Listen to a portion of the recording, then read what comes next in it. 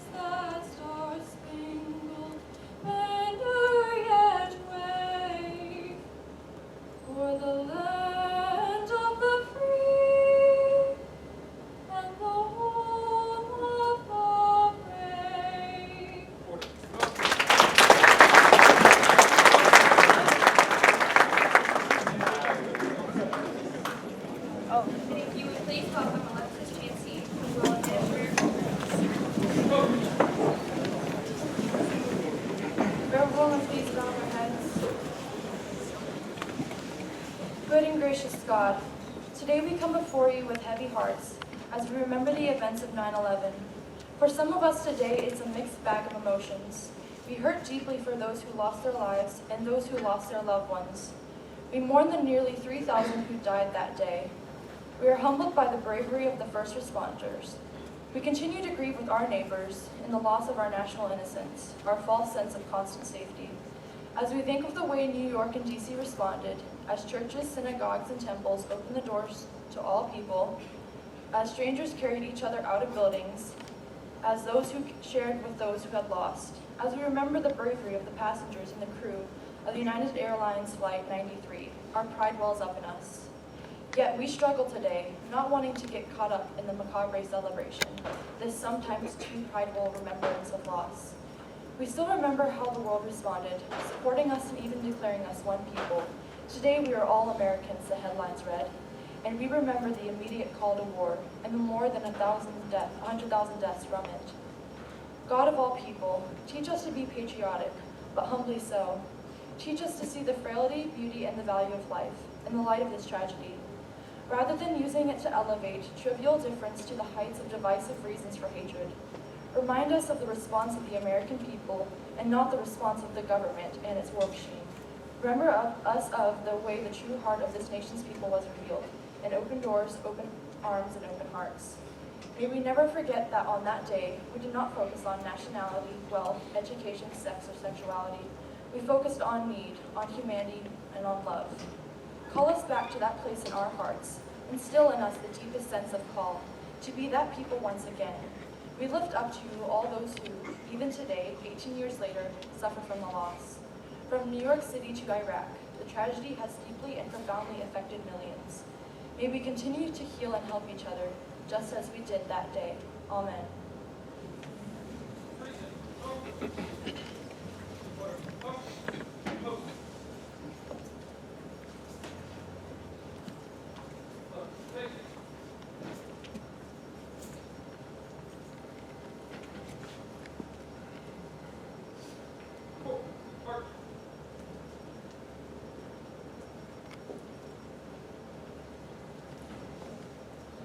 Now, ladies and gentlemen, if you would please pause for a moment of silence.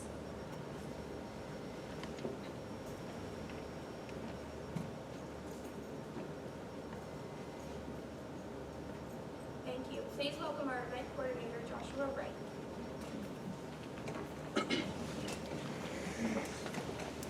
As you all have seen, there has been a flag memorial constructed in the courtyard. The number of flags that we have put out this morning was 2,977. Each flag represents a person who has lost their life on 9/11. From the World Trade Center to New York, the Pentagon in Washington, D.C., to Shanksville, Pennsylvania, there is a tradition that was started in 2003 by the Young Americans Foundation for Honor. The lives of Americans lost that day. In the middle of the courtyard, we have constructed memorials to remember the lives lost in the city of New York. The World Trade Centers would like to give a special thanks to Tyler Ross and Mr. Saboto for helping build these two towers for this memorial. Now please welcome our Vice President, Jeremy Soda.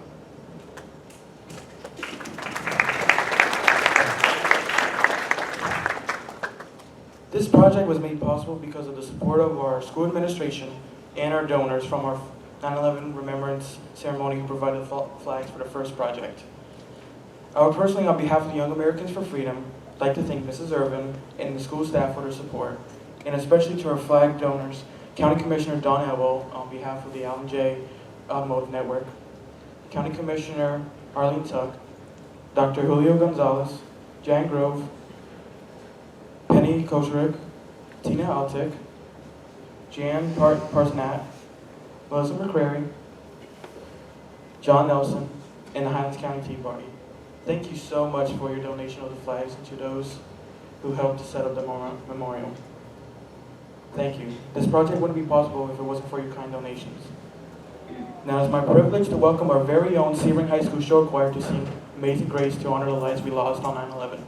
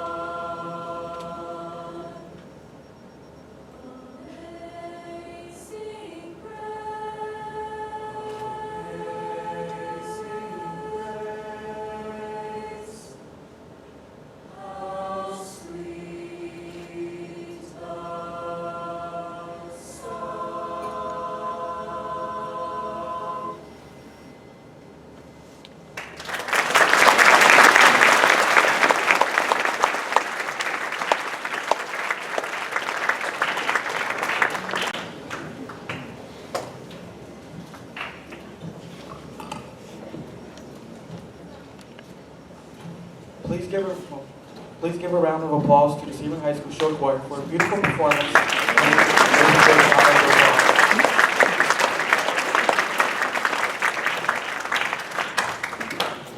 Please welcome our secretary, Lisa Martin.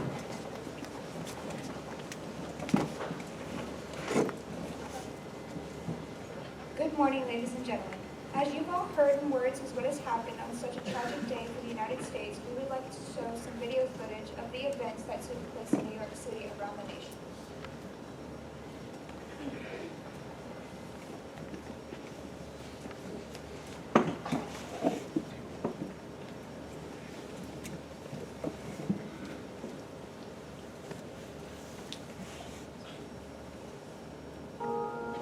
This just in, you are looking at obviously a very disturbing live shot there. That is the World Trade Center, and we have unconfirmed reports this morning that a plane has crashed into one of the towers of the World Trade Center. I just witnessed a plane that appeared to be cruising slightly lower than normal altitude over New York City, and it appears to have crashed into, I don't know which tower it is, but it hit directly in the middle of one of the World Trade Center towers. The plane just was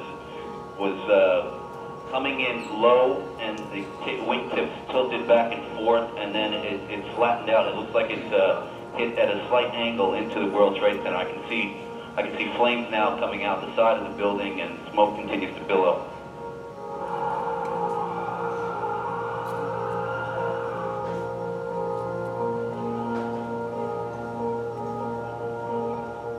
I said the whole takes about, looks like 6, 7 floors were taken out. And there's more explosions right now. Hold on, people are running. Hold on just a moment. We got an explosion inside. The building's exploding right now. You got people running up the street. Okay. I don't know what's going on.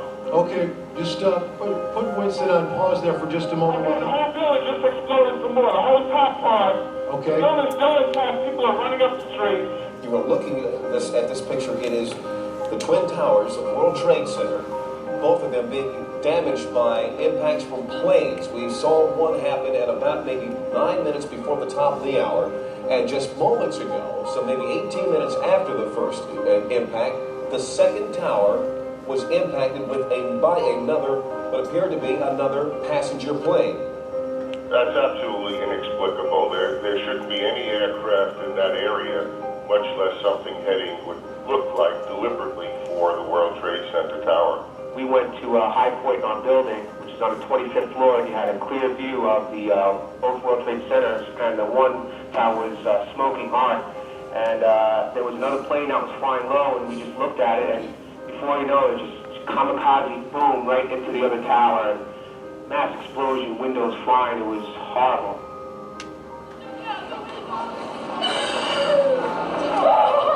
We heard a big bang, and then we saw smoke coming out, and everybody started running out, and we saw the plane on the other side of the building, and there was smoke everywhere. People are jumping out the windows. Over there, they're jumping out the windows, I guess, because they're trying to save themselves. I don't know. Okay, I'm sorry, my dear.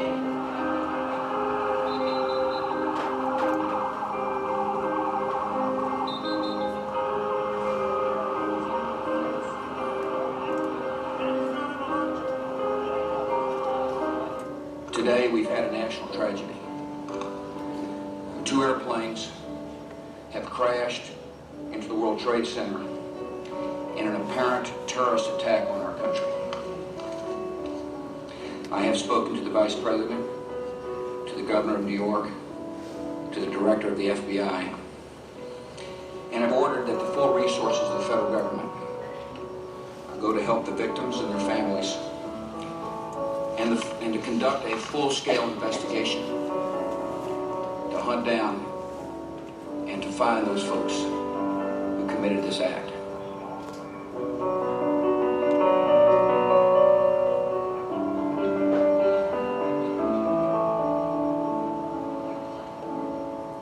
We also have a report now that it was a plane that crashed into the Pentagon, and we have a large fire at the Pentagon. The Pentagon is being evacuated as we speak. There is a lot of confusion here at the Pentagon. It appears that something hit the Pentagon on the outside of the 5th corridor. on the Army Corps. Several Army officers I talked to reported hearing a big explosion, seeing shards of metal coming past their window. The Pentagon has been evacuated. Emergency services personnel were rushing to reports of several people trapped in the building. Most of the building's 24,000 people are outside of the building or in the center courtyard as the emergency teams try to sort out what has happened here.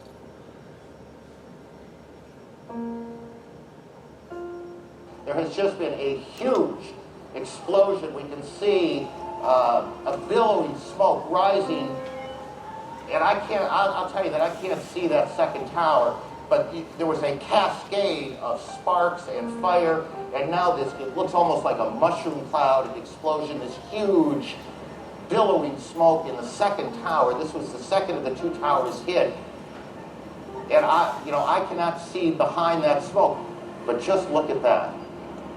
That is about as frightening a scene as you will ever see. Just before 10 o'clock, parts of the building began peeling away. People started screaming. The police began yelling, "Run, run!" And thousands of people started running away from the buildings as they were falling.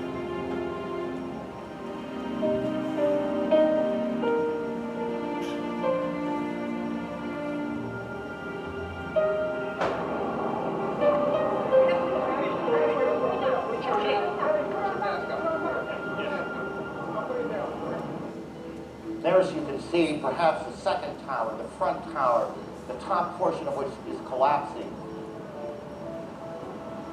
Good Lord.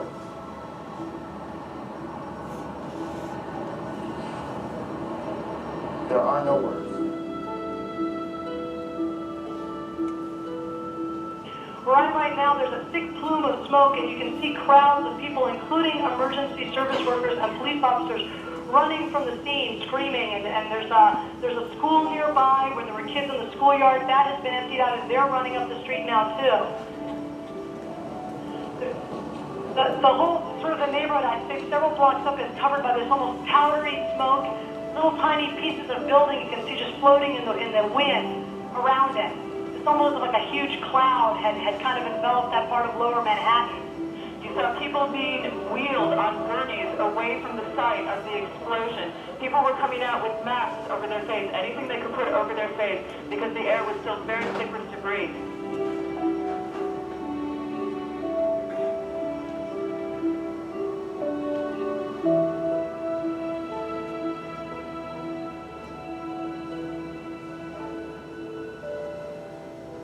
We have a report now that a large plane crashed this morning north of the Somerset County Airport, which is in western Pennsylvania, not too terribly far from Pittsburgh. We don't know if this is somehow connected to what has gone on in New York and Washington, but we do know that another plane has crashed, this one about 80 miles south of Pittsburgh, or at least to the southeast of Pittsburgh.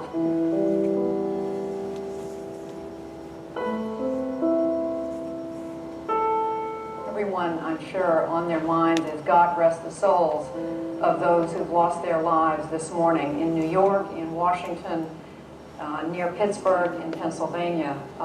It is just a story for which there are no words to describe.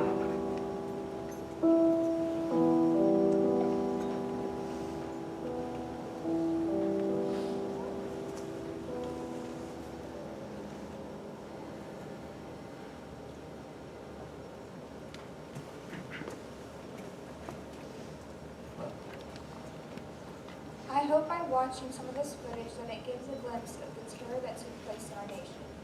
Now please welcome the President of the Young Americans for Freedom, Caleb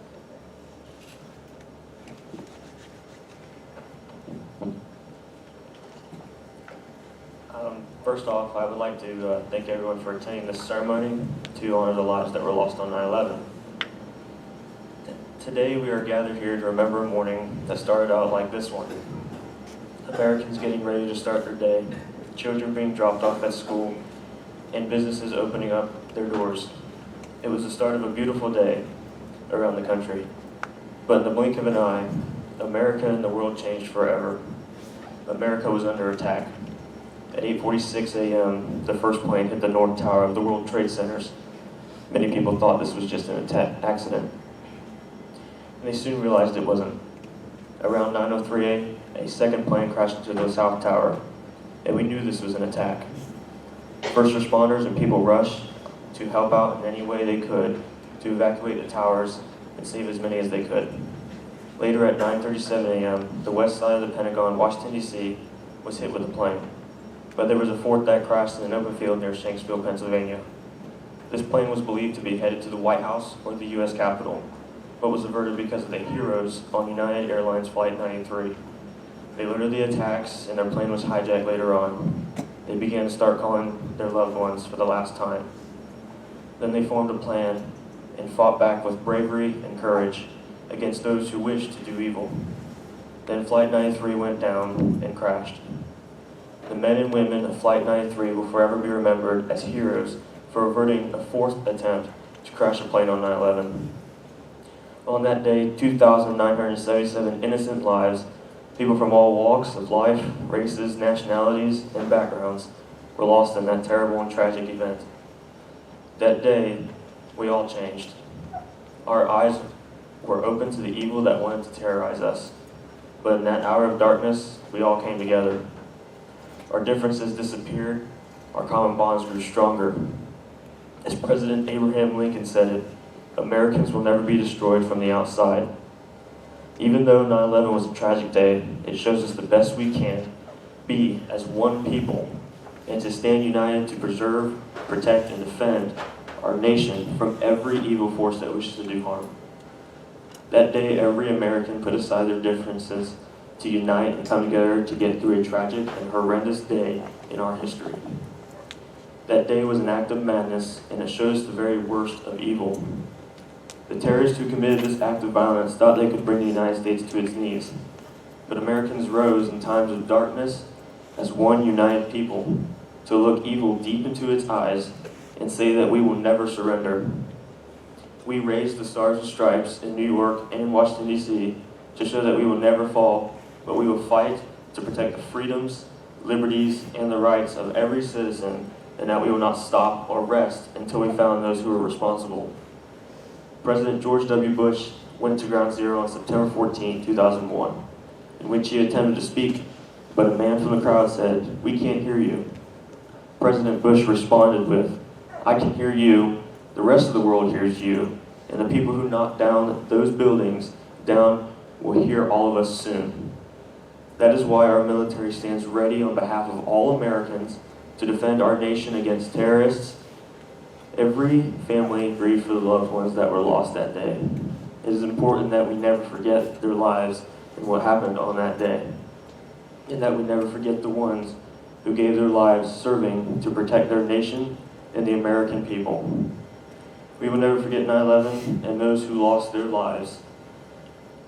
Now it is my privilege to introduce Mr. Matthew Saboto, who is in New York City with a personal account of the tragedies that took place on 9/11.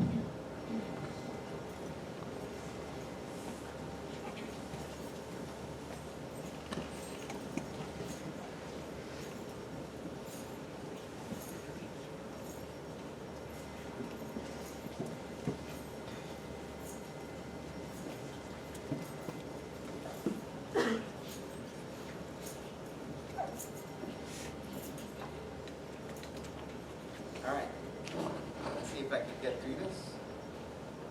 Whew. Haven't seen that image in a while, so a little tough. But 18 years ago, I was going to work like any morning. But first, let me stop and say thank you to Young Americans for Freedom, Ms. Beato for doing this, showing you guys what happened that day. Most of you guys weren't born, so it's a distant thing to you, it's foreign to you, you haven't really seen it or really know about it. So it's great that you guys, not great, but it's nice that you guys got to see it. Just to have a picture in your head of what went on that day and what America went through. So about 18 years ago, I went to work like any other day. I was doing a deck on a penthouse apartment in Manhattan. I was about 4.5 blocks.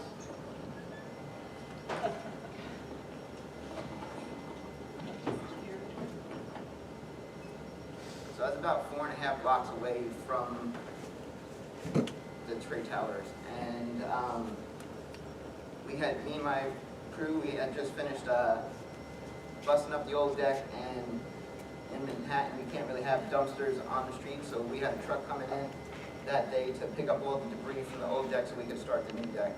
So as I go down the service elevator with a couple bags of debris, waiting for the truck, I look out to the corner and I see a group of people just standing there, staring up. And now, yes, in Manhattan there's a lot of tourists and there's a lot of people pointing and looking, but this was just something different. Never really seen 50 people in this part of town just staring up and looking. So I walked over there to see what happened, and no one could really talk. They just pointed up, and as I followed their fingers and I saw the smoke coming out of the North Tower, the first tower. I was like, man, what happened? And then finally someone said, we think a plane crashed into it. Shortly thereafter, we got to see and witness the second plane come around and hit the second tower. Words couldn't describe what I was thinking or what I was going through, plus everybody else there, what they were thinking. But I knew something was going on. Something was wrong. 2 planes don't just crash into the towers. So I kind of went back upstairs. This time I took the regular elevators, and they had TV monitors in that elevator, and going up they had the news on, and I got to see what was going on, which gave me more just a realization of what was going on. I had 2 people working with me, Nick and Laszlo, and my friend Matt had come in just to help out and make some extra money that day. I said, look, 2 planes just hit the towers. I don't know what's going on, but I know we need to get out of here.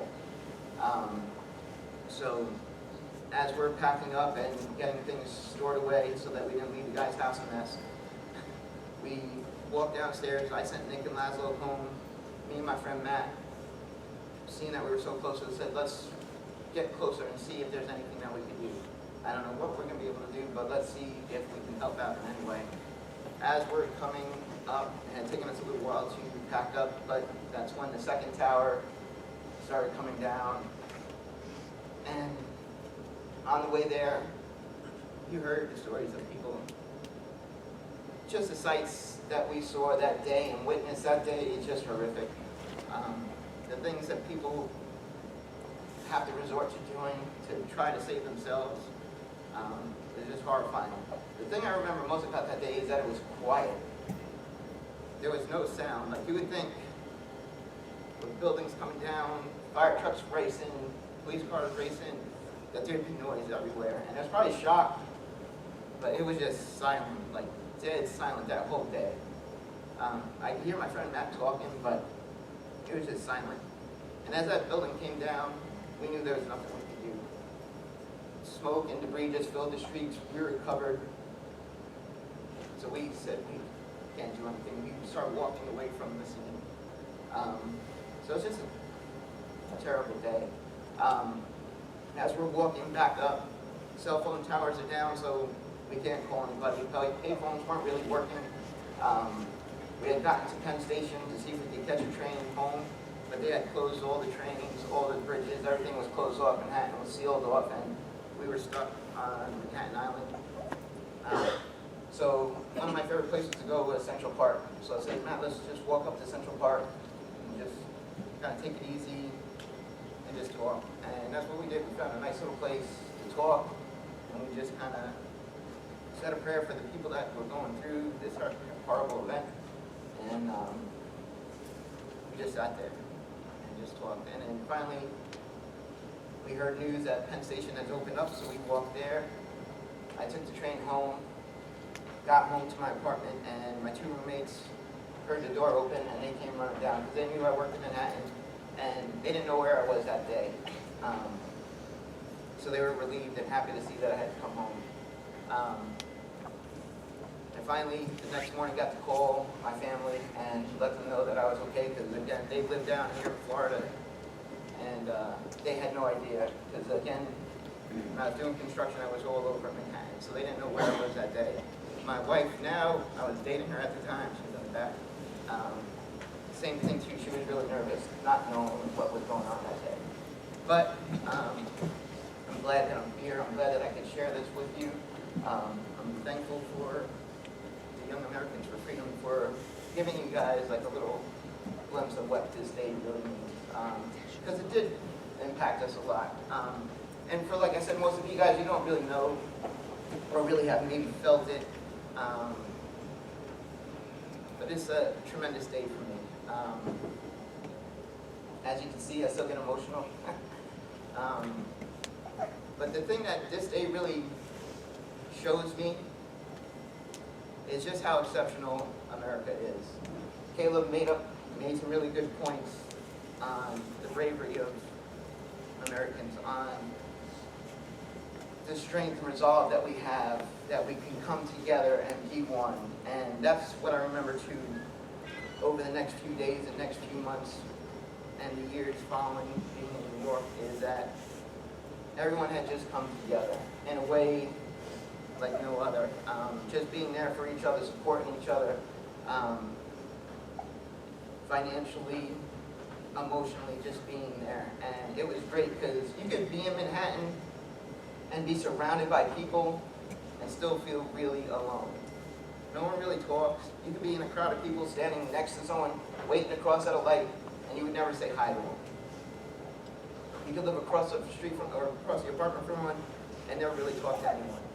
But after this event, everyone just came together, and people on the street would just talk, and it was amazing to see that. And I think that just shows what Americans were made to be, and that's what we were founded on. We were founded on these moral responsibilities to take care of each other, to look out for each other. And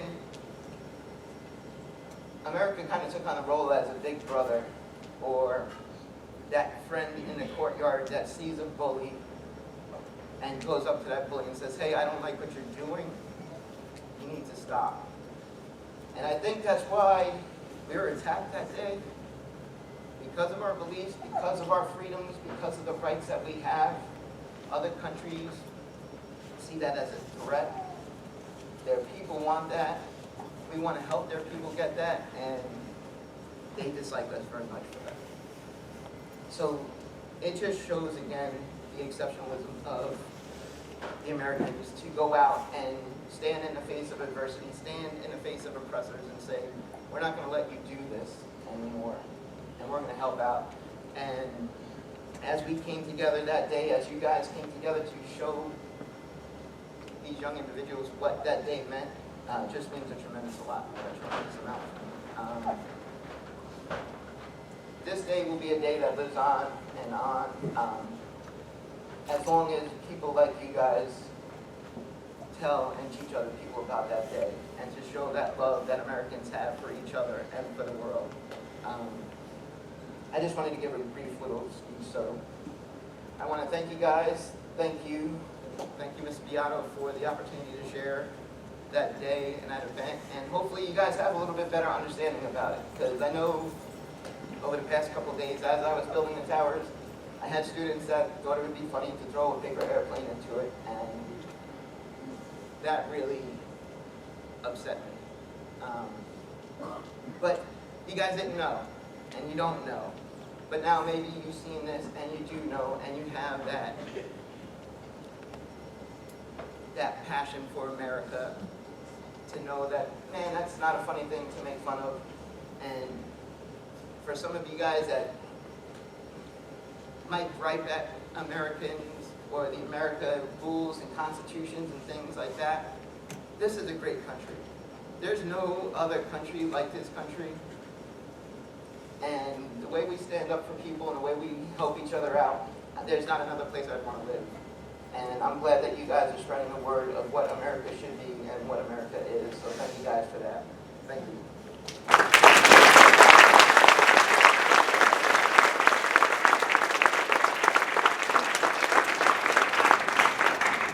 Wow. I'd like to thank Mr. Spoto for telling his first-hand view of the, it's very emotional, the first-hand attacks on this country. So this concludes the ceremony. I'd like to thank everyone for attending this 9/11 Remembrance Ceremony to honor those who were lost on September 11, 2001. God bless those who lost their loved ones, and God bless you, and God bless these great United States of America. Thank you, everybody.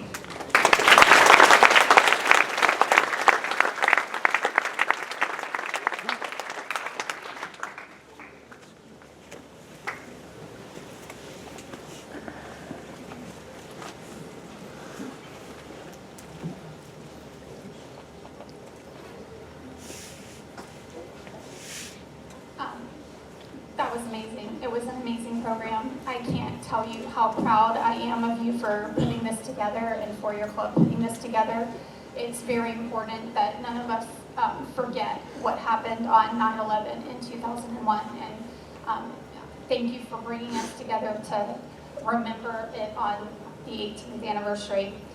Teachers, at this time, we are going to allow you to take your classes back to your classrooms. So if we can just start in the back, and if you will release one class at a time.